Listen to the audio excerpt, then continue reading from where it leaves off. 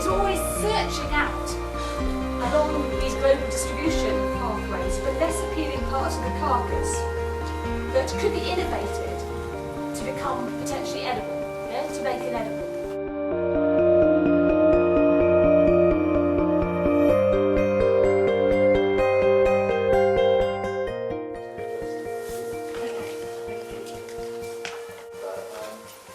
So, our first food waste for me is a cattle farm. So much of it is sort of what's happened nationally and seed production, seed technology, the amount of food that we can produce now from the improvements in seed technology is enormous. So just me at home with my grass varieties, clover varieties, amazing technologies that have come on board all since that time, since 1947. But for me, it almost started, I started in 1982, and it almost started straight away, the madness of Only a food, but of high quality food. Organic, chemical-free stuff, which we would wish all our foodstuffs to be. But when you have, at the bottom of a sack of carrots, you have only tiny ones, they get donated.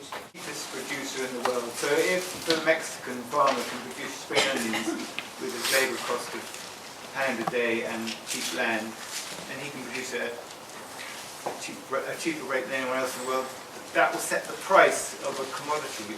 Bags or reusable bags, or not a bag at all. They take it out and put it on our scales and we weigh it and sell it. Just if we could have outlets, local outlets, just allow us to do that, take our product to without having to go to too much cost, then food would be a lot cheaper. And we would make more out of it than I could afford to pay.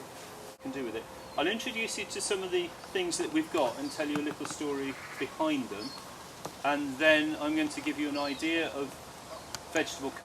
Martin's courgettes.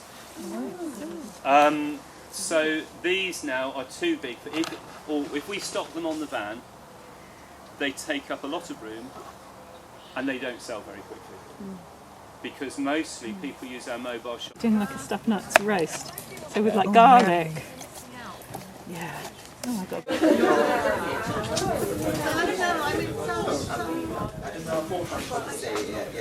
Pigs. Well, soy is going into fish meal for farming.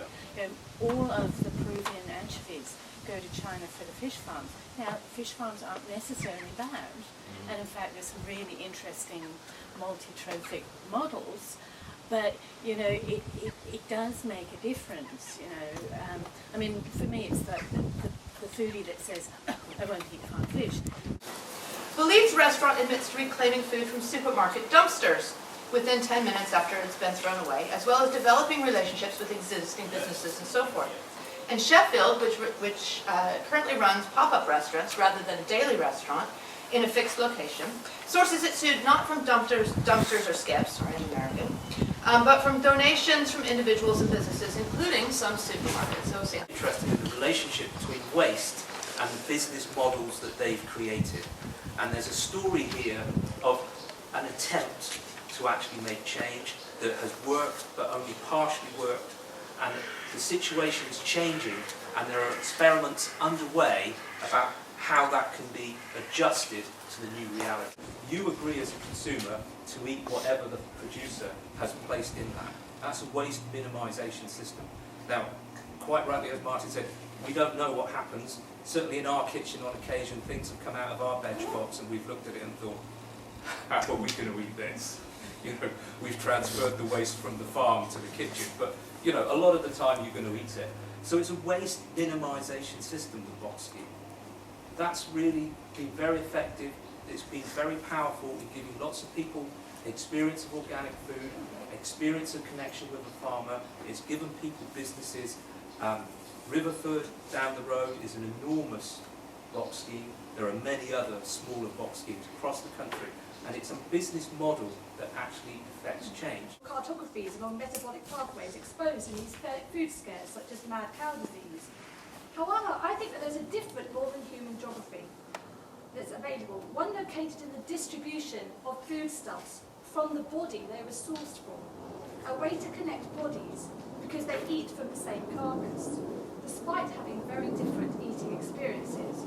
One perhaps eating the highest valued cut in a fancy restaurant, and the other what is rendered from the carcass as reclaimed meat, then processed into something potentially edible.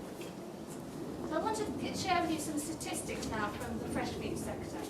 The fresh meat sector, according to RAP, has been identified as the largest producer of waste arising in the food and drink industry. Really, I suppose we went across time and space in all sorts of different ways. And one of the things that we started to talk about were whether was I suppose a form of kind of sustainable food production. So we were thinking about aquaculture and various different ways, and I still can jump in no doubt on that stage, and also questions around kind of petri dish meat, which is interesting to have then kind of someone who's working on that topic alongside Andy's as a beef farmer, thinking about kind of what is more sustainable there.